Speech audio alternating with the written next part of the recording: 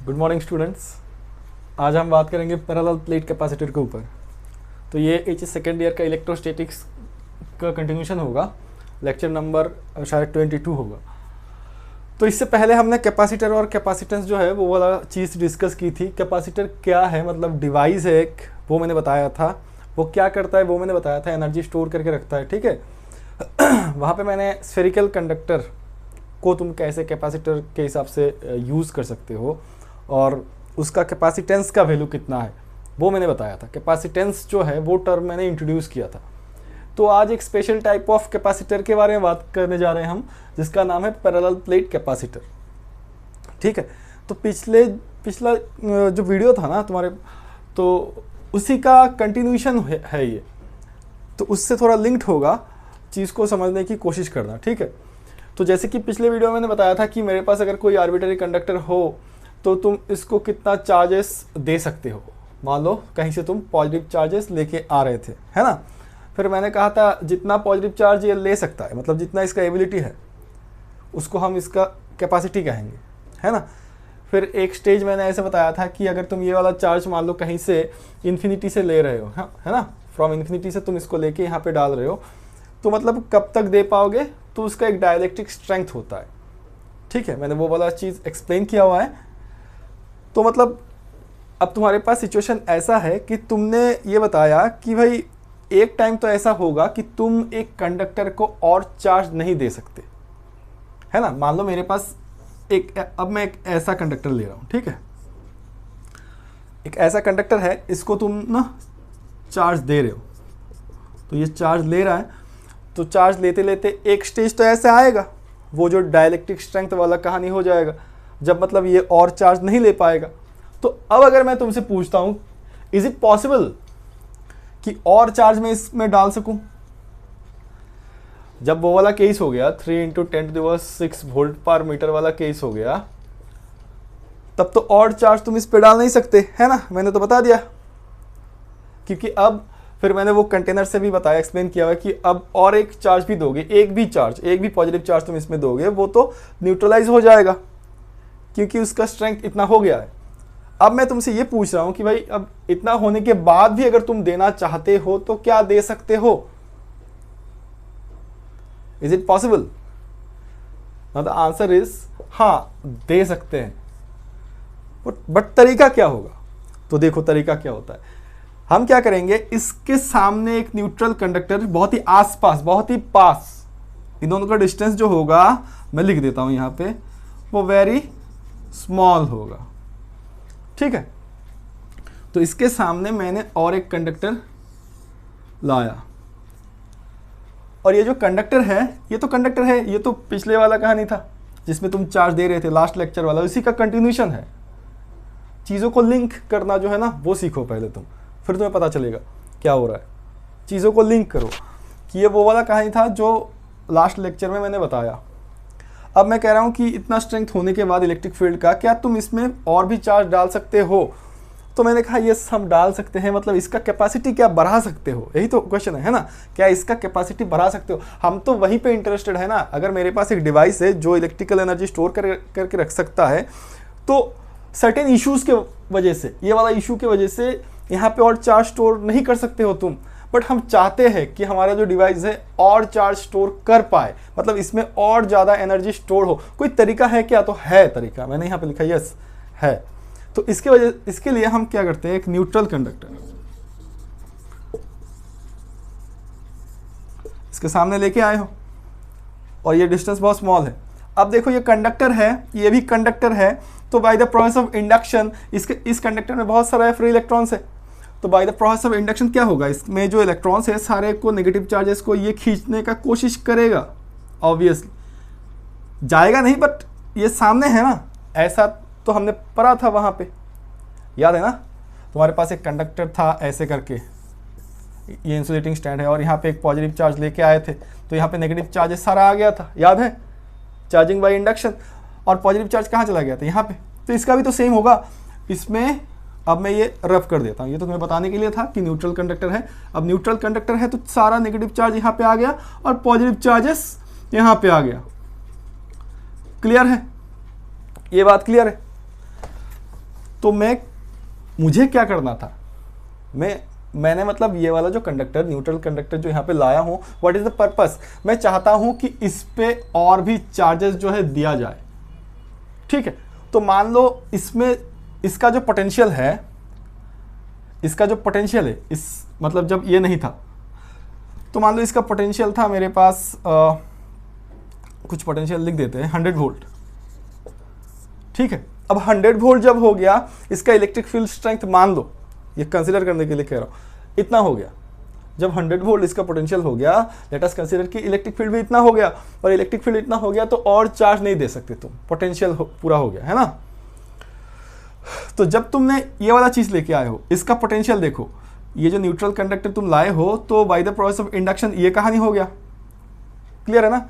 अब देखो ये जो नेगेटिव, कोई भी अगर नेगेटिव चार्ज Q है, कोई भी अगर नेगेटिव चार्ज Q है, तो इस नेगेटिव चार्ज की वजह से मान लो यहाँ पे एक पॉइंट है, इस नेगेटिव चार्ज की वजह से यहाँ पे एक पॉइंट है, इस जो डिस्टेंस r पे है, तो उसका पोटेंशियल क्या होता है 1/4 pi epsilon not Q/r, but charge के आगे नेगेटिव है, ये तो स्केलर क्वांटिटी होता है, तो डायरेक्ट नेगेटिव हो जाएगा, है ना। तो अब बात को फिर से समझो कि मेरे पास जब 100 वोल्ट इसका पोटेंशियल हो जाता है, तो 100 वोल्ट होने की वजह से मैं इस पे और चार्ज नहीं दे सकता। क्यों? क्योंकि 100 वोल्ट जब होता है, ये एस फॉर एग्जांपल है, 100 वोल्ट जब होता है तो ये इतना इलेक्ट्रिक फील्ड स्ट्रेंथ हो जाता है इसमें। तो इसके वजह से मैंने एक न्यूट्रल कंडक्टर लाया, और न्यूट्रल कंडक्टर के सामने लाने की वजह से इंडक्शन प्रोसेस में ये कहानी हो गया। अब देखो इसका पोटेंशियल कितना बताया मैंने, 100 वोल्ट। 100 वोल्ट होता है तो तुम इसमें दे सकते हो क्या चार्ज? नहीं दे सकते। क्यों? क्योंकि इतना इलेक्ट्रिक फील्ड होता है। बट ये तो नेगेटिव चार्ज है, कोई भी नेगेटिव चार्ज हो, कोई भी नेगेटिव चार्ज की वजह से किसी भी एक पॉइंट पे पोटेंशियल होता है इतना, तो ये अगर नेगेटिव चार्ज है तो इस नेगेटिव चार्जेस की वजह से यहाँ पे पोटेंशियल होगा, कितना होगा? इस नेगेटिव चार्ज की वजह से यहाँ पे जो भी पोटेंशियल होगा वो जितना भी होगा, मान लो मैंने कहा कि ऐसे 10 वोल्ट हो रहा है, तो वो तो नेगेटिव होगा ना, वो तो नेगेटिव होगा। क्यों? क्योंकि यहाँ पे चार्जेस क्या है, नेगेटिव है। यहाँ पे चार्जेस नेगेटिव है, तो इस चार्ज की वजह से, इस चार्ज की वजह से इस पॉइंट पे, तो इस चार्ज की वजह से यहाँ पे जो पोटेंशियल हो रहा है वो नेगेटिव हो रहा है। अब तुम कहोगे सर तो फिर तो यहाँ पे पॉजिटिव चार्ज है, इस पॉजिटिव चार्ज की वजह से यहाँ पे भी जो पोटेंशियल होगा वो तो पॉजिटिव होगा, ऑब्वियसली होगा पॉजिटिव। बट इसका वैल्यू क्या 10 होगा? तो इसका वैल्यू 10 नहीं होगा। क्यों? क्योंकि ये r के ऊपर भी डिपेंड करता है। इतना डिस्टेंस और इतना डिस्टेंस में देखो फर्क है, इसका मतलब ये वाला डिस्टेंस बहुत ज़्यादा है, तो इसका जो वैल्यू होगा मान लो प्लस तो होगा, बट +7 वोल्ट हो सकता है ना। तो इस सिस्टम को लाने की वजह से ये वाला कहानी हो रहा है। अब देखो यहाँ पे कितना हो रहा है, ये हो गया तुम्हारे पास 97 वोल्ट। अब तुम्हें पता था कि ये जो कंडक्टर है, इस कंडक्टर का पोटेंशियल अगर 100 वोल्ट होता है तो हम इसमें और चार्ज ऐड नहीं कर सकते, है ना। अगर इसका मैंने फॉर एग्जांपल लिया था, इस कंडक्टर का पोटेंशियल 100 वोल्ट होता है तो मैं और चार्ज ऐड नहीं कर सकता। बट अब इसको लाने में कहानी इतना हो गया, ये हो गया कहानी।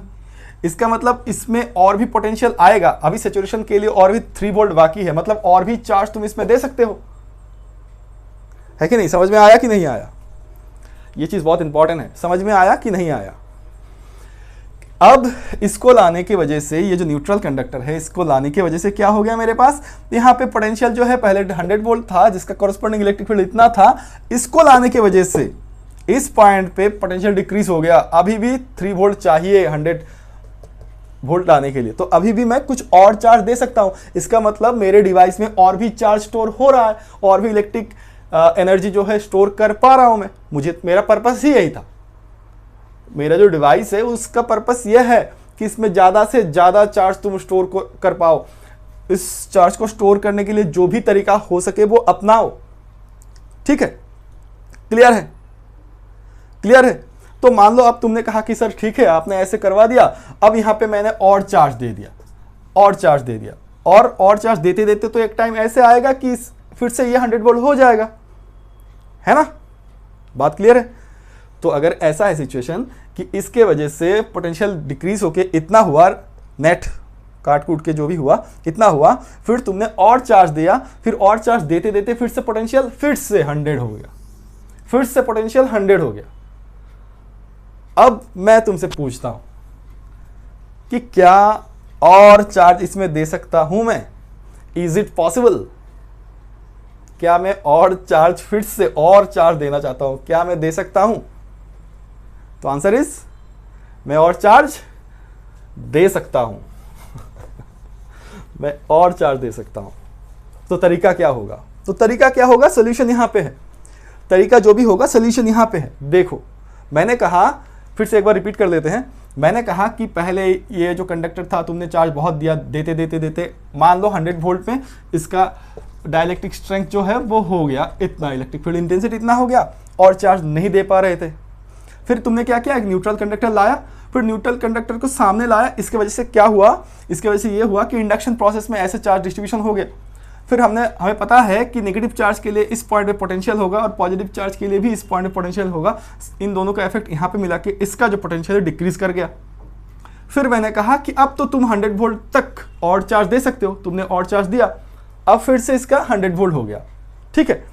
फिर मैंने पूछा क्या मैं और चार्ज दे सकता हूं? फिर मैंने आंसर दिया कि यस मैं दे सकता हूं। Then what is the procedure, मतलब कैसे दूंगा? तो देखो यहां पे सोल्यूशन है इसका, यहां पे सोल्यूशन है इसका। यहां पे देखो इसका पोटेंशियल 97 हो रहा है। इसका पोटेंशियल 97 ना हो कि अगर डायरेक्ट 90 हो जाता है तो 90 कैसे हुआ? 100 से 10 माइनस किया, मतलब +7 वाला इफेक्ट को तुमने नेग्लेक्ट किया है ना। देखो जब 97 था तो जितना चार्ज तुम दे पाए 90 होगा तो और ज्यादा चार्ज दे पाओगे, बट करना क्या होगा? इसको नेग्लेक्ट करना होगा। मतलब इसका जो इफेक्ट है, इसका ये जो पॉजिटिव चार्ज के लिए जो यहाँ पे पोटेंशियल +7 वोल्ट हो रहा है, ये सारा तो एग्जाम्पल के तौर पे लिया मैंने, है ना, समझने के लिए। तो इसका इफेक्ट तुम्हें हटाना पड़ेगा। अगर इसका इफेक्ट तुमने हटा दिया तो सिर्फ -10 वोल्ट रहेगा, डायरेक्ट 90 में आएगा। तो 90 में आने से और भी ज्यादा चार्ज तुम दे पाओगे, तो इस डिवाइस का और भी कैपेसिटी जो है बढ़ा सकते हो। तो क्या करना पड़ेगा? ये तो हम कर चुके हैं, इसको हम ग्राउंडिंग कर देंगे। ठीक है, क्लियर है? चलो आई होप कि अब इस चीज को जो है ना तुमने समझ लिया। ठीक है, तो क्या किया एक बार फिर से रिपीट कर ले। तो हमारे पास एक कंडक्टर था, इस कंडक्टर को हम चार्ज दे रहे थे, वो चार्ज ले रहा था, कंडक्टर था तो लेगा। फिर क्या हुआ? फिर देते देते एक टाइम ऐसा आया इसका डाइलेक्ट्रिक स्ट्रेंथ जो है इसमें आ गया। इसके वजह से जो कहानी होता है इलेक्ट्रॉन जैसे खींच लेता है एयर मॉलिक्यूल से, वो मैंने पिछले वीडियो में पूरा इलाबोरेटली एक्सप्लेन कर दिया था।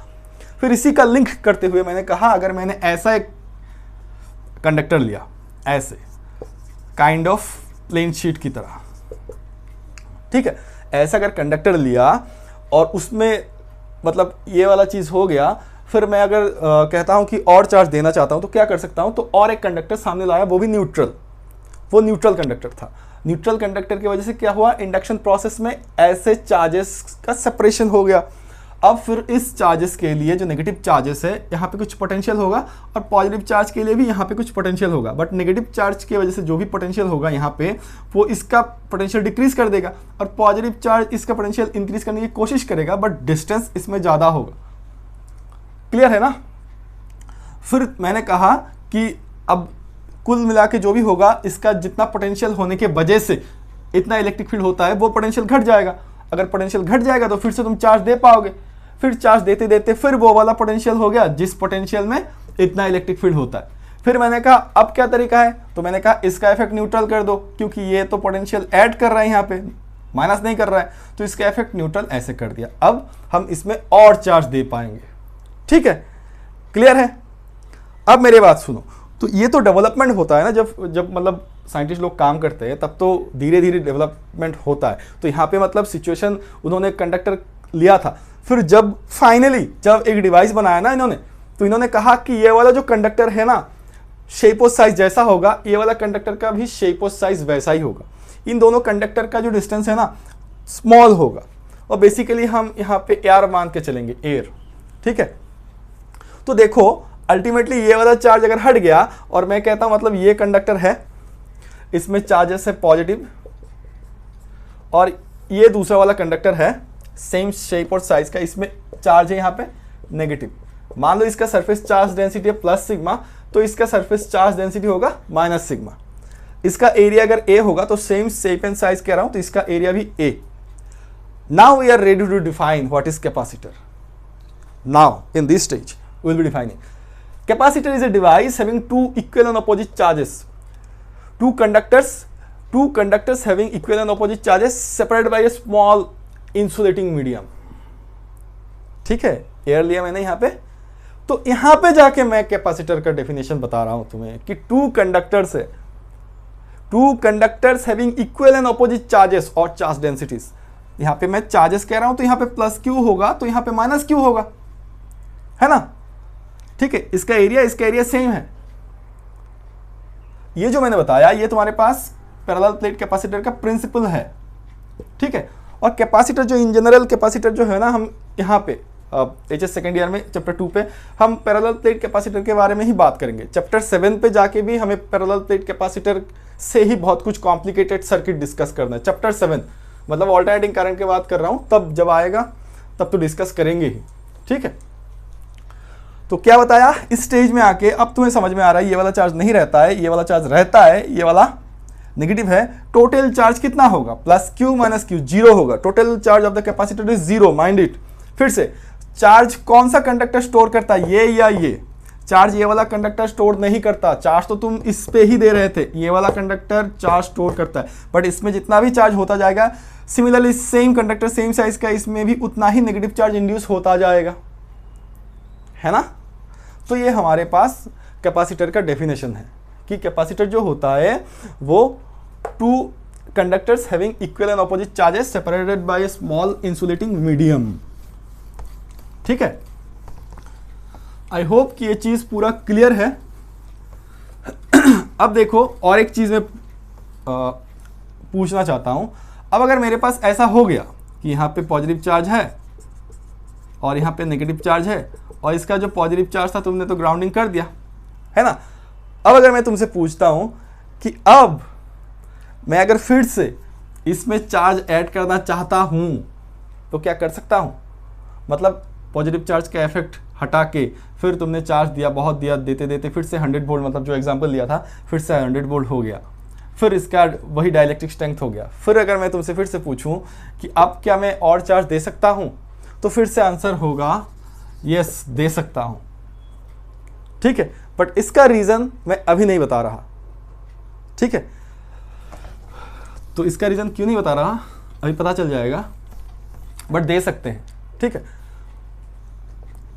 तो इसका रीजन मैं बाद में डिस्कस कर रहा हूं, क्योंकि अभी जो है मेरे पास एक चीज बन गया है। अभी मेरे पास ऐसा एक चीज है, अभी मेरे पास अभी हमने एक चीज ऐसे डिजाइन किया कि हमारे पास ऐसा एक सिस्टम है, पैरेलल प्लेट्स है दो और इक्वल एंड ऑपोजिट चार्जेस है। अगर इसमें सरफेस चार्ज सिग्मा है, प्लस सिग्मा है, तो इसमें माइनस सिग्मा है। ऐसे भी कह सकता हूँ इसमें प्लस क्यू चार्ज है तो इसमें माइनस क्यू चार्ज है। इसका एरिया ए है तो इसका एरिया भी ए ही है।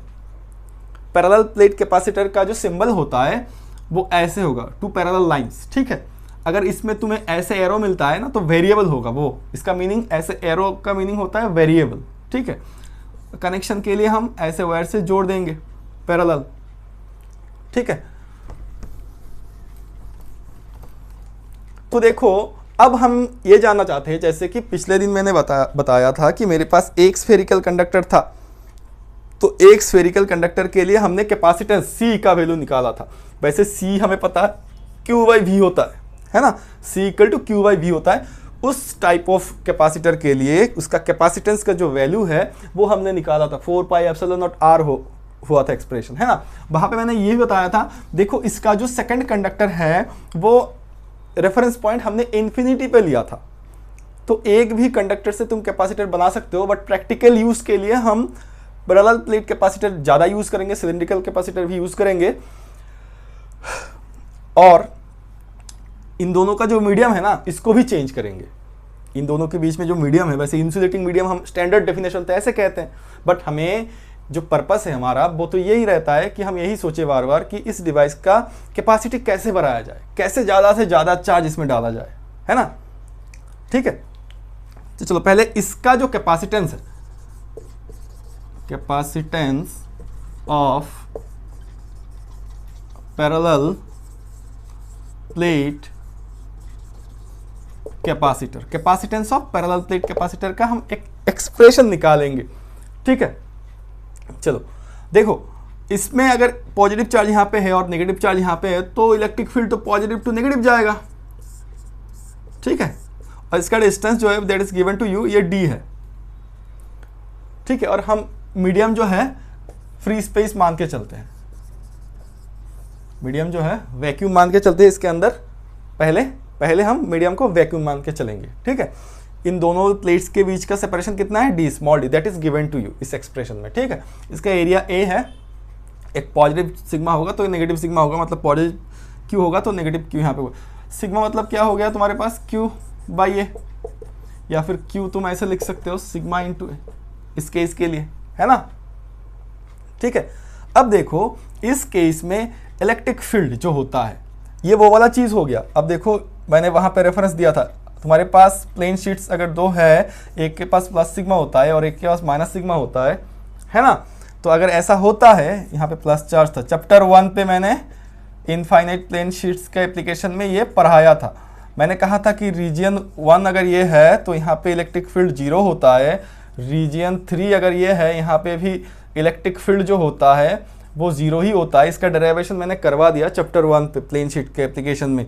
और यहाँ पे जो होता है वो होता है सिग्मा बाई एप्सिलॉन नॉट। ठीक है, तो यहाँ पे जो होता है तो ये भी सेम हो गया ना, ये पॉजिटिव चार्ज है, यहाँ पे नेगेटिव चार्ज है। ठीक है, तो इसके अंदर जो इलेक्ट्रिक फील्ड हो रहा है ये तो लाइंस ऑफ फोर्स ऐसे मैंने डिजाइन किया हुआ है ना, और अंदर का मीडिया मैंने फ्री स्पेस लिया हुआ है। तो इसमें जो इलेक्ट्रिक फील्ड होगा वो सिग्मा बाई एप्सिलॉन नॉट होगा, वो हमें पता था, पहले से ही पता था। तो चलो ये ड्रॉ कर लिया तुमने, ये हेडिंग दे दिया तुमने, और Q इक्वल टू सिग्मा है, साइड में लिख कर रखो Q इक्वल टू सिग्मा है। तो देखो हमारे पास एक रिलेशन होता है कि E इक्वल टू, मैं पूरा लिख रहा हूं, dV बाई dr। तो वैसे ये इलेक्ट्रिक फील्ड का डायरेक्शन बताता है, डिक्रीज कहां पे करेगा पोटेंशियल। ठीक है, तो हम इलेक्ट्रिक फील्ड का मैग्नीट्यूड ले रहे हैं, यहाँ पे इलेक्ट्रिक फील्ड का मैग्नीट्यूड ही लेंगे सिर्फ। तो इलेक्ट्रिक फील्ड का जो मैग्नीट्यूड होगा इसमें पोटेंशियल डिफरेंस एक होगा v, मतलब अगर तुम dV बाई dr लिखते भी हो इसका मैग्नीट्यूड, तो dV कितना है, इन दोनों का potential difference let us consider कि v है। ठीक है, इन दोनों का पोटेंशियल डिफरेंस v है और इन दोनों के बीच का डिस्टेंस d है। तो इस हिसाब से v इक्वल टू ed हो रहा है, e इंटू डी। ठीक है, अब देखो, अब हमारे पास पता है कि E जो होगा E तो अंदर है, यहाँ का इलेक्ट्रिक फील्ड, इन दोनों का पोटेंशियल डिफरेंस, तो यहाँ का electric field divided by into D हो रहा है ना। तो इलेक्ट्रिक फील्ड का वैल्यू है तुम्हारे पास sigma by epsilon naught into D. Clear है, ये क्लियर है। इन दोनों का बीच का जो पोटेंशियल डिफरेंस है वो मैंने क्या माना, v माना। इन दोनों का बीच का इलेक्ट्रिक फील्ड कितना है, सिग्मा बाई एप्सिलॉन नॉट, और इन दोनों का बीच का जो डिस्टेंस है वो तो d है। क्लियर है, तो इस हिसाब से v equal to sigma d by epsilon naught आ गया मेरे पास। ठीक है, अब हमें पता है कैपेसिटेंस, हमें तो हेडिंग मैंने लगाया था ना, capacitance of parallel plate capacitor. तो कैपेसिटेंस का जो फॉर्मूला हमने सीखा था वो तो ऐसे सीखा था, Q बाई V। अब Q को तुमने क्या बताया, Q तुमने बताया कि ये तो सिग्मा इंटू ए है, और V क्या है, V तुमने लिखा है यहाँ पे sigma d by epsilon not.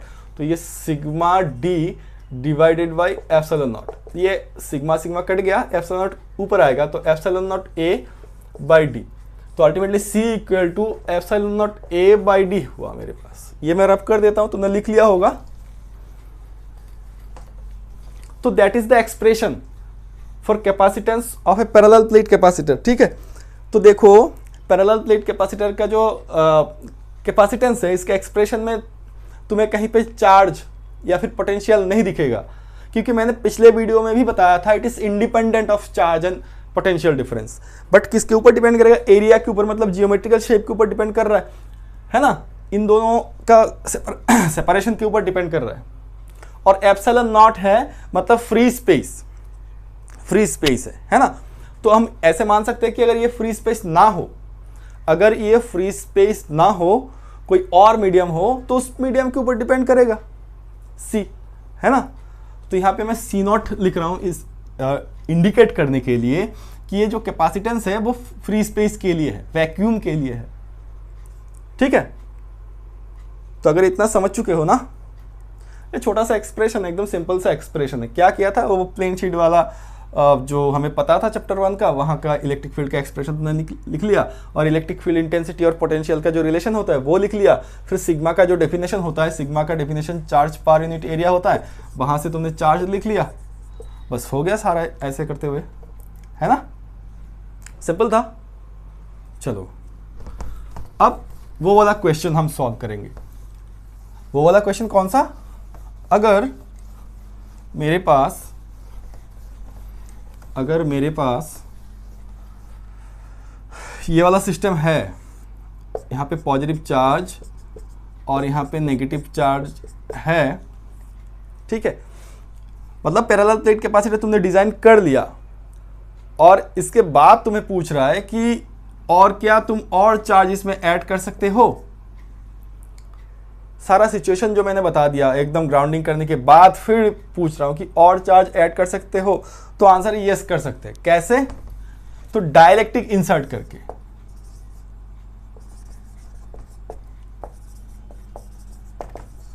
Effect of dielectric in parallel plate capacitor, heading डालो, जल्दी जल्दी डालो, effect of dielectric in parallel plate capacitor. तो देखो डाइलेक्ट्रिक जो है वो इंसर्ट करोगे अगर तुम इसमें, ये जगह जो है ना फ्री स्पेस था ना, अब इसमें हम क्या डाल देंगे, पूरा कवर कर देंगे एक मटेरियल से जो कि डाइलेक्ट्रिक से बना होगा। अब मैंने पिछले वीडियो में बताया था कि देखो जब हम कैपेसिटर और कैपेसिटेंस पढ़ेंगे तब हम वो दो चीज़ें रिलेट करने की कोशिश करेंगे। देखो ये जो लिंक्ड है ना, वो तुम्हें कोई नहीं बताएगा, वो लिंकेज बहुत इंपॉर्टेंट है कि तुम्हें समझना है कि चीज़ें कैसे लिंक्ड है। क्यों ऑथर ने कंडक्टर पढ़ने के लिए कहा, क्योंकि उनको डिज़ाइन करना था कैपेसिटर। क्यों उन्होंने डाइलेक्ट्रिक मटेरियल के बारे में बहुत अच्छी तरीके से डिस्कस किया हुआ है, पोलर नॉन पोलर के बारे में, एक्सटर्नल इलेक्ट्रिक फील्ड को लेते हुए क्यों बताया, क्योंकि उनको ये बताना था कि कैपेसिटर के अंदर अगर तुम डाइलेक्ट्रिक मटेरियल डाल दोगे तो उसका कैपेसिटेंस और बढ़ जाएगा। समझ रहे हो, वही हम देखेंगे यहाँ पे इफेक्ट। मतलब जो क्वेश्चन तुम्हें पूछा गया, अभी मैं पूछ रहा था कि सिर्फ पैरेलल प्लेट कैपेसिटर बनने के बाद, सिर्फ पैरेलल प्लेट कैपेसिटर बनने के बाद जो क्या तुम और चार्ज दे सकते हो, तो और चार्ज देना चाहते हो मतलब और इसमें एनर्जी स्टोर करना चाहते हो, तो हाँ कर सकते हैं। कैसे, डाइलेक्ट्रिक स्लैब अंदर घुसा के, फ्री स्पेस ना रख के, एक मीडियम चेंज करके, मतलब मीडियम जो होगा डाइलेक्ट्रिक मीडियम होगा। तो थोड़ा सा हम डाइलेक्ट्रिक को फिर से मतलब वो कर लेते हैं, पढ़ लेते हैं। डाइलेक्ट्रिक अगर मटेरियल ऐसा है, अगर ये डाइलेक्ट्रिक मटेरियल है और इसको मैं बहुत जल्दी जल्दी बता रहा हूँ क्योंकि ये वाला चीज़ हमने डिस्कस कर लिया है। ये मान लो डाइलेक्ट्रिक मटेरियल है, ठीक है, और ये एक एक्सटर्नल इलेक्ट्रिक फील्ड है, ये एक्सटर्नल है। तो डाइलेक्ट्रिक मटेरियल में क्या होता है, डाइलेक्ट्रिक मटेरियल में अगर इलेक्ट्रिक फील्ड ऐसे होगा तो इंड्यूस हो जाएगा, यहाँ पे नेगेटिव चार्जेस आ जाएगा और यहाँ पे पॉजिटिव चार्जेस आ जाएगा, और ऐसे एक इलेक्ट्रिक फील्ड होता है ईपी पोलराइजेशन के लिए, है ना, क्लियर है, क्लियर है। तो ये क्या ये वाला चीज यहाँ पे हो रहा है, तो देखो एक बार समझ लो, डाइलेक्ट्रिक मटेरियल को एक्सटर्नल इलेक्ट्रिक फील्ड में रखे हो तब जाके ये होगा उल्टा, एक्सटर्नल इलेक्ट्रिक फील्ड के उल्टा होगा। यहाँ पे देख लेते हैं, तुम्हारे पास एक्सटर्नल इलेक्ट्रिक फील्ड कैसे है, एक्सटर्नल इलेक्ट्रिक फील्ड जो है वो कैपेसिटेंस के हालत में है, मतलब ये कैपेसिटर कैपेसिटर जो है उसमें ही पॉजिटिव नेगेटिव चार्ज है, तो उसका जो इलेक्ट्रिक फील्ड है वो एक्सटर्नल इलेक्ट्रिक फील्ड की तरह काम कर रहा है। किसके लिए, क्योंकि इसके अंदर क्या है, इसके अंदर एक मटेरियल है, कौन सा, डाइलेक्ट्रिक मटेरियल। तो ये जो इलेक्ट्रिक फील्ड जा रहा है इसके अंदर, बाहर तो नहीं जाएगा इतना, पॉजिटिव टू नेगेटिव, ये क्या था, ये एक्सटर्नल फील्ड की तरह ये काम कर रहा है। अब अंदर क्या डाला तुमने, डाइलेक्ट्रिक मटेरियल, तो वो क्या करेगा, वो यहाँ पे नेगेटिव चार्जेस करेगा और यहाँ पे पॉजिटिव चार्जेस करेगा, इंड्यूस करेगा, पोलराइजेशन होगा। तो यहाँ पे ई पोलराइजेशन होगा, एग्जैक्टली यहाँ पे जैसे हुआ वही हो रहा है ना। जब हमने डाइलेक्ट्रिक डिस्कस की थी तब हमने ये बताया नहीं था कि एक्सटर्नल इलेक्ट्रिक फील्ड कहाँ से आ रहा है, यहाँ पे एकदम स्पेसिफिक करके बता रहा है कि एक्सटर्नल इलेक्ट्रिक फील्ड कहाँ से आ रहा है, जो तुम्हारे पास डिवाइस है उसी से आ रहा है ना, क्योंकि उसके पास तो पॉजिटिव और नेगेटिव चार्ज है, उसका डेफिनेशन ही तो ऐसा है ना, two conductors having equal and opposite charges separated by a small insulating medium. अब इंसुलेटिंग मीडियम जो है वो डाइलेक्ट्रिक मीडियम हो गया, क्लियर है। चलो, तो अब जो अंदर इलेक्ट्रिक फील्ड बचा मतलब मैं नेट इलेक्ट्रिक फील्ड के बारे में बात कर रहा हूं। वो कितना हुआ, वो external electric field minus polarization, ये होगा। क्लियर है, ये होगा कहां पे, ये नेट इलेक्ट्रिक फील्ड कहां है बच्चा, डाइलेक्ट्रिक मटेरियल के अंदर, क्योंकि इसका इफेक्ट को इतना न्यूट्रलाइज कर रहा है, तो इतना बचा सिर्फ नेट। क्लियर है, तो इसको रब कर देते हैं। ये तो पढ़ चुके हैं हम, पोलर नॉन पोलर में पूरा इलेबोरेटली डिस्कस कर। हमें इफेक्ट ऑफ डाइलेक्ट्रिक मटेरियल लिख दूं इन पैरेलल प्लेट कैपेसिटर देखेंगे, है ना। तो वहां पे मैंने जो यहां से जो इफेक्ट मिलेगा वो मैंने बता दिया। एक्चुअली तुम करना क्या चाहते हो, तुम पैरेलल प्लेट कैपेसिटर का कैपेसिटेंस बढ़ाना चाहते हो। पैरेलल प्लेट कैपेसिटर बन गए, फिर भी तुम और चार्ज डालना चाहते हो, मतलब चार्ज डालना चाहते हो। मतलब मैं ये कहूंगा कि कैपेसिटेंस जो है वो इंक्रीज करना चाहते हो। तो कैपेसिटेंस इंक्रीज करने के लिए तुम्हारे पास एक तरीका है कि तुम इसके अंदर मीडियम जो चेंज कर दो, डाइलेक्ट्रिक मीडियम डाल दो। तो अब देखो, इसको सॉल्व करने से पहले एक चीज तुम्हें जानना है।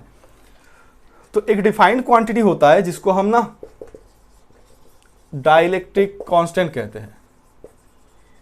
डाइलेक्ट्रिक कांस्टेंट कहते हैं। तो डाइलेक्ट्रिक कांस्टेंट को ना हम के से रिप्रेजेंट करते हैं, कैपिटल के। तो ये जो होता है ना, ये रेशियो होता है कि external electric field applied to the net electric field. क्या किस किस का रेशियो होता है, external electric field applied to the net electric field. ठीक है, देखो ये कोई नया चीज है नहीं वैसे। ये जो रिलेटिव परमिटिविटी हो मैंने डिस्कस की थी चैप्टर 1 पे, वही है एक्चुअली। बट यहाँ पे मटेरियल के हिसाब से हमने इसका नाम दिया डाइलेक्ट्रिक कांस्टेंट। इसका डेफिनेशन देखना, फिर मैं बाद में चेंज करूंगा। तो ये एक डिफाइंड क्वांटिटी है जिसको हम ऐसे डिफाइन करते हैं कि ये external electric field divide by net electric field. तो ये जो चीज़ है, इससे हमें एक चीज़ पता चलता है कि अगर ये जो मटेरियल है, अगर ये मटेरियल जो है ये कंडक्टर होता, अगर ये कंडक्टर होता, मतलब डाइलेक्ट्रिक मटेरियल ना होकर कंडक्टर होता, तो क्या होता, तो नेट इलेक्ट्रिक फील्ड कितना होता, 0 होता। मैंने कंडक्टर पे वहां पे डिस्कस किया हुआ है। कंडक्टर होता तो एक्सटर्नल फील्ड तो कंडक्टर से ही आ रहा है, वैसे एक्सटर्नल फील्ड तो ऐसे आ रहा है पैरेलल प्लेट कैपेसिटर से, बट वो भी अपना इलेक्ट्रॉन भेजता रहता, और तब तक भेजता रहता जब तक ना ये जो पोलराइजिंग इलेक्ट्रिक फील्ड है वो एक्सटर्नल इलेक्ट्रिक फील्ड का इक्वल हो जाए। तो नेट इलेक्ट्रिक फील्ड कितना हो जाएगा, 0 हो जाएगा। तो तुम्हें एक चीज याद रखना है कि dielectric constant of metal is infinite होता है। क्यों, क्योंकि ई नेट का वैल्यू कितना होगा, 0 होगा। मतलब तुम्हारे पास यहाँ पे ई एक्सटर्नल बाय 0 होगा, ई नेट का वैल्यू 0 होगा, है ना। ई नेट का वैल्यू 0 कैसे होगा वो मैं डिस्कस कर चुका हूं, सारा टॉपिक्स इंटरलिंक्ड है। मैं बहुत जल्दी बात कर रहा हूं इसीलिए क्योंकि ये सारा चीज मैंने बता दिया, मुझे इफेक्ट दिखाना है, ये सब नहीं डिस्कस करना। इसको मैंने डिस्कस कर दिया, अलग से वीडियो बना हुआ है। ठीक है, तो ये एक डिफाइंड क्वांटिटी है। मैंने बताया कि इसको ऐसे डिफाइन करेंगे कि external electric field by net electric field. तो एक्सटर्नल इलेक्ट्रिक फील्ड तुम्हारे पास जो था और नेट इलेक्ट्रिक फील्ड भी उतना ही हो जाएगा, तब तो ये 0 हो जाएगा। ये चीज किसके लिए होता है, मेटल के लिए। तो मेटल के लिए यहां पे कितना लिखोगे तुम, 0। तो अल्टीमेटली के का वैल्यू इन्फिनिटी आएगा। ठीक है, वैसे हम यहाँ पे मेटल अंदर डाला हुआ, मतलब मैंने मेटल अंदर नहीं डाला, तो मतलब डाइलेक्ट्रिक मटेरियल डाला हूं, मेटल तो नहीं डाला। तो डाइलेक्ट्रिक मटेरियल के लिए तो कुछ होगा, डाइलेक्ट्रिक मटेरियल के लिए तो ऐसा होता नहीं है, मतलब ये वाला चीज 0 नहीं होता, इतना होता है। ठीक है, क्लियर है। तो देखो यहां से मैं ई एक्सटर्नल जो है इसको ऐसे लिख सकता हूं, ई नेट को लिख लूं, E net equal to E external by K, ये एक इक्वेशन है मेरा। ठीक है, तो ये मैंने कैसे लिखा है ये मैंने बताया कि we know that is a defined quantity, we know that dielectric constant is defined as the ratio between the external electric field applied to the net electric field inside the material. ठीक है, तो इस हिसाब से net electric field कितना हुआ, ये यहाँ पे चला गया और के नीचे आ गया, इतना हो गया। ठीक है, अब यहाँ पे देखो ये तो डाइलेक्ट्रिक मटेरियल है, इसका तो ईपी, मतलब एक्चुअली अगर यहाँ पे डाइलेक्ट्रिक मटेरियल नहीं होता, इस पैरेलल प्लेट कैपेसिटर के अंदर, इस पैरेलल प्लेट कैपेसिटर के अंदर ये जो पॉजिटिव है, ये जो पॉजिटिव और ये जो नेगेटिव है, ठीक है। अगर इसमें कुछ नहीं होता तो ये जो एक्सटर्नल इलेक्ट्रिक फील्ड होता, ये एक्सटर्नल इलेक्ट्रिक फील्ड होता है सिग्मा बाई एप्सिलॉन नॉट, क्योंकि ये प्लस सिग्मा है और ये माइनस सिग्मा है ना, ठीक है। बट देखो इस सिग्मा का इफेक्ट, अब तो यहाँ पे एक डाइलेक्ट्रिक मटेरियल है अंदर, और डाइलेक्ट्रिक मटेरियल होने की वजह से यहाँ पे नेगेटिव चार्जेस हो रहा है और यहाँ पे पॉजिटिव चार्जेस हो रहा है। क्यों? क्योंकि ये जो मटेरियल है ये एक एक्सटर्नल फील्ड के अंडर में आ गया है ना, ये एक्सटर्नल फील्ड है, अंडर में आ गया, तो ये उल्टा एक इलेक्ट्रिक फील्ड जनरेट कर रहा है जो कि ईपी है, ठीक है। तो इसका जो नेट इलेक्ट्रिक फील्ड होगा, तो इसका जो नेट इलेक्ट्रिक फील्ड होगा वो तो तुम्हारे पास ई एक्सटर्नल माइनस ईपी ऐसे लिखोगे, तो मतलब सिग्मा से सिग्मा पी माइनस करना पड़ेगा डिवाइडेड बाई एप्सिलॉन नॉट, ये हो गया तुम्हारे पास ई नेट। क्लियर है? अगर इसके अंदर देखो ये जो डाइलेक्ट्रिक मटेरियल है ना, डायग्राम को मैं समझाने के लिए मतलब इतना लेंथ मिल लिया, एक्चुअली डाइलेक्ट्रिक मटेरियल को तुमने पूरा फुल फील्ड कर दिया, फुल्ली, ठीक है, पूरा फील्ड कर दिया, मतलब ये वाला डिस्टेंस डी है, पूरा डी ही है, उतना ही डाइलेक्ट्रिक मटेरियल डाल दिया तुमने, ठीक है। समझ में आ रहा है कि नहीं आ रहा है? तो देखो इतना तुम्हारे पास नेट इलेक्ट्रिक फील्ड हो गया, ठीक है। तो ये तुम नेट इलेक्ट्रिक फील्ड जो होता है वो कितना होता है, देखो ई एक्सटर्नल बाई के, तो नेट इलेक्ट्रिक फील्ड होता है E external by K equal to sigma minus sigma P by epsilon naught. I hope कि दिखाई दे रहा है, ठीक है। तो यहां से इसका वैल्यू मैंने पुट कर दिया, ये वाला चीज तुम्हें समझ में आ रहा है। ये पोलराइजेशन होगा इलेक्ट्रिक फील्ड, मेटल होता तो ये दोनों इक्वल होता तब जीरो हो जाता, मेटल नहीं है, ये डाइलेक्ट्रिक मटेरियल है, कहाँ पे डाला, पूरा फुल्ली फील्ड है, ठीक है। फिर ये क्या होगा, इससे ये वाला माइनस हो जाएगा, इस चार्ज का इफेक्ट माइनस होगा, तो नेट इतना होगा। ई नेट का वैल्यू यहाँ से मुझे मिल रहा है ई एक्सटर्नल बाई के, ये रब कर दूं तो अब बात को समझो, ई एक्सटर्नल कितना है, सिर्फ ई एक्सटर्नल कितना है, ई एक्सटर्नल का वैल्यू होता है तुम्हारे पास सिग्मा बाई एप्सिलॉन नॉट, और नीचे साथ में के है, तो equal to sigma minus sigma naught by sigma minus sigma P है, ये नॉट नहीं, बाई एप्सिलॉन नॉट। तो तुम्हें दिखाई दे रहा है एप्सिलॉन नॉट कट रहा है, तो sigma by K equal to sigma minus sigma P by sorry sigma minus sigma P, ये तुम्हारे पास एक रिलेशन आ गया, ठीक है। हम क्या करना चाहते हैं, यहां पे मैं क्या कर रहा हूं, मतलब ये सब क्या कर रहा हूं, मैं कैपेसिटेंस जो है उसका एक्सप्रेशन निकालना चाहता हूं। कब? जब इसके अंदर जो मीडियम है वो डाइलेक्ट्रिक मीडियम हो, जिसका डाइलेक्ट्रिक कांस्टेंट के हो, तब। तो अभी भी हुआ नहीं, प्रॉब्लम सॉल्व नहीं हुआ, अभी तो हाफ डन है। तो देखो जब तुमने यहाँ पे बताया कि यहाँ पे पोलराइजेशन हो रहा है, जो इलेक्ट्रिक फील्ड इतना हो रहा है, तो इसका कॉरस्पॉन्डिंग पोटेंशियल कितना होगा, इसका कॉरस्पॉन्डिंग पोटेंशियल कितना होगा, V equal to E D होगा, है ना। कौन सा ई, ये तो नेट वाला ई, तो अल्टीमेटली इसका एक्सप्रेशन कितना हो रहा है, sigma minus sigma P by epsilon not, sigma minus sigma P by epsilon naught into D, तो इंटू डी। क्लियर है? थोड़ी देर पहले तो मैंने जब फ्री स्पेस था तब भी तो ऐसे निकाला, पहले ई निकाला, उसके बाद भी निकाला, फिर मैंने क्या किया, C equal to Q by V, वही तो स्टेप है। पहले ई निकालना है, पहले क्या निकालना है, इससे पहले वाला देख लो बैक करके, पहले मैंने ई निकाला था कितना है, फिर मैंने कॉरस्पॉन्डिंग भी निकाला कितना है, फिर मैंने बताया C equal to Q by V, बस बात खत्म। यही तो करने जा रहे हैं यहाँ पे। अब देखो भी निकाल लिया मैंने, भी sigma minus sigma P, bracket दे दो यहाँ पे, by epsilon naught into D, ये रब कर दूं, तो ये रब कर देता हूं, लिखना भी तो होगा मुझे। तो देखो V equal to sigma minus sigma P, एक चीज देखो गौर से देखो, सिग्मा माइनस सिग्मा पी का वैल्यू कितना है, sigma by K, sigma minus sigma P का वैल्यू है सिग्मा बाई के, तो सिग्मा माइनस सिग्मा पी का वैल्यू लिखूंगा मैं sigma by K, sigma minus sigma का वैल्यू लिखा सिग्मा बाई के, नीचे एप्सिलॉन नॉट है और ऊपर डी है, ठीक है।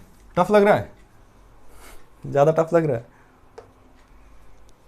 अब देखो, अब तो तुम्हारे पास थोड़ा ठीक से लिखूं, सिग्मा डी बाई के एप्सिलॉन नॉट। अब तो बात खत्म हो गया। अब क्या लिखना है तुम्हें, अब सी लिखना है क्यू बाई वी। क्यू तुम्हें पता है कितना है, सिग्मा है, क्यू है सिग्मा है, और यहाँ पे सिग्मा डी बाई के एप्सिलॉन नॉट, बाई के एप्सिलॉन नॉट। ठीक है, तो इसको रब कर दूं, रब कर दे रहा हूं।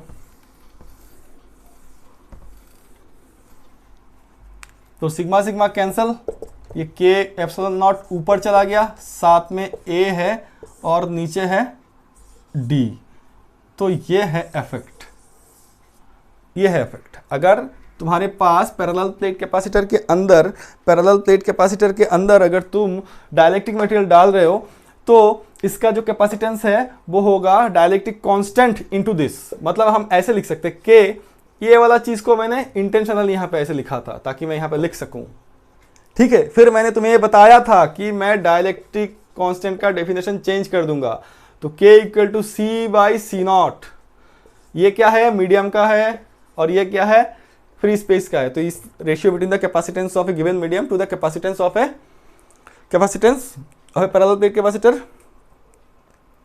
इन फ्री स्पेस। ठीक है, तो अब तुम मुझसे क्वेश्चन पूछ सकते हो कि सर अगर आप बताते हो कि जो कैपेसिटेंस है, जब मैंने यहाँ पे फिजिक्स किया, देखो ये सारा चीज़ तो मैंने मैथमेटिकली मतलब बता दिया, फिजिक्स भी था, पोलराइजेशन हो रहा है, ये चीज़ तुम्हें जानना था, मैंने बताया कि ये चीज़ पहले डिस्कस कर चुके हैं हम। ठीक है, अब सुनो, जब मैंने लिखा था effect of capacitance, effect of dielectric material in parallel plate capacitor, तब मैंने ये बताया था कि देखो डाइलेक्ट्रिक मटेरियल डालने से तुम्हारा जो कैपेसिटेंस है वो इंक्रीज कर जाएगा। अब जब नहीं था तब था epsilon naught A by D, और जब डाइलेक्ट्रिक मटेरियल था तब था के epsilon naught A by D. अब तुम मुझे कहोगे कि सर अगर आप कहते हो कि मटेरियल डालने से, डाइलेक्ट्रिक मटेरियल डालने से इसका वैल्यू इंक्रीज हो रहा है, मतलब आप ये कहना चाहते हो कि के का जो वैल्यू होगा वो ग्रेटर देन 1 होना चाहिए। के का वैल्यू अगर ग्रेटर देन 1 नहीं होगा तो कभी भी ये टर्म्स इससे ज़्यादा नहीं हो सकता, है ना। मतलब मैं ये नहीं कह सकता कि कैपेसिटेंस जो है वो बढ़ रहा है। समझ में आ रहा है? मैं कभी भी ये नहीं कह सकता कि डाइलेक्ट्रिक मटेरियल डालने से कैपेसिटेंस बढ़ रहा है अगर के का वैल्यू लेस देन 1 होता है, तो मतलब 0.9 इंटू दिस, तो ये तो इससे छोटा हो जाएगा, 0.8 इंटू दिस, इससे छोटा हो जाएगा। बट 1 से ग्रेटर होगा तो मान लो 1.5 into epsilon naught A by D. हाँ, तब तो मान रहा हूं कि एप्सिलॉन नॉट ए से 1.5 टाइम्स ज्यादा है ना। तो अब तुम मेरे से पूछोगे कि सर इसका मतलब कैसे पता चलेगा कि के का वैल्यू ग्रेटर देन 1 है या नहीं है। तो मैंने तुम्हें पहले ही इसका आंसर दे दिया कि के जो होता है बेसिकली ये डिफाइंड क्वांटिटी होता है। ये तो कंसीक्वेंस, ये डेफिनेशन तो कंसीक्वेंस है, बट ये डिफाइन है कि E external by E net. अब देखो एक केस ऐसा हो सकता है कि E net equal to E external हो सकता है। जब ये हो जाएगा तब मतलब मेरे पास देखो ई नेट, ई एक्सटर्नल और ई नेट, ठीक है, सॉरी मैं यहां पे लिखना चाहता हूं ई एक्सटर्नल, तब तो के इक्वल टू 1 हो जाएगा। तो ये वाला चीज किसके लिए होता है? ये वाला चीज होता है इंसुलेटर के लिए, क्योंकि इंसुलेटर में तो कुछ होता ही नहीं है, ईपी नाम का कुछ चीज होएगा ही नहीं, है ना। और तुम्हारे पास के का वैल्यू क्या हो सकता है? ई एक्सटर्नल बाई 0 हो सकता है। ये किसके लिए होगा? ये तो कंडक्टर के लिए होगा। कंडक्टर के लिए होगा तो के का वैल्यू तो इन्फिनिटी होगा, ठीक है। मतलब कंडक्टर के लिए के का वैल्यू कितना होगा? इन्फिनिटी होगा। तो कंडक्टर अगर पूरा कैपेसिटर मतलब in between the two plate जो है वो भी कंडक्टर होता तो कैपेसिटेंस कितना होता? इन्फिनिटी होता। समझ में आ रहा है? अगर कैपेसिटेंस मुझे कंडक्टर का चाहिए, तो कितना होगा? पूरा चीज ही इंटरमीडिएट जो डिस्टेंस है यहाँ पे इन दोनों की प्लेट्स के बीच में वो भी मेटल से बना है, कोई मेटल से बना है, तो इसका कैपेसिटेंस इन्फिनिटी होगा। क्यों? क्योंकि इस के का वैल्यू में कितना लिखूंगा? इन्फिनिटी। कौन सी केस में होता है ये चीज़? कंडक्टर के केस में। तो मैं तुम्हें ये बताना चाहता हूं कि के जो होगा ना, डाइलेक्ट्रिक मटेरियल तुम रख रहे हो, तो डाइलेक्ट्रिक मटेरियल में तो ई जो नेट होगा वो तो इस टर्म से छोटा ऑब्वियसली होगा। ये तो इंसुलेटर वाला केस होगा। इंसुलेटर में क्या होता है? एक्सटर्नल फील्ड तुम दोगे तो वही है, मतलब कुछ है नहीं और।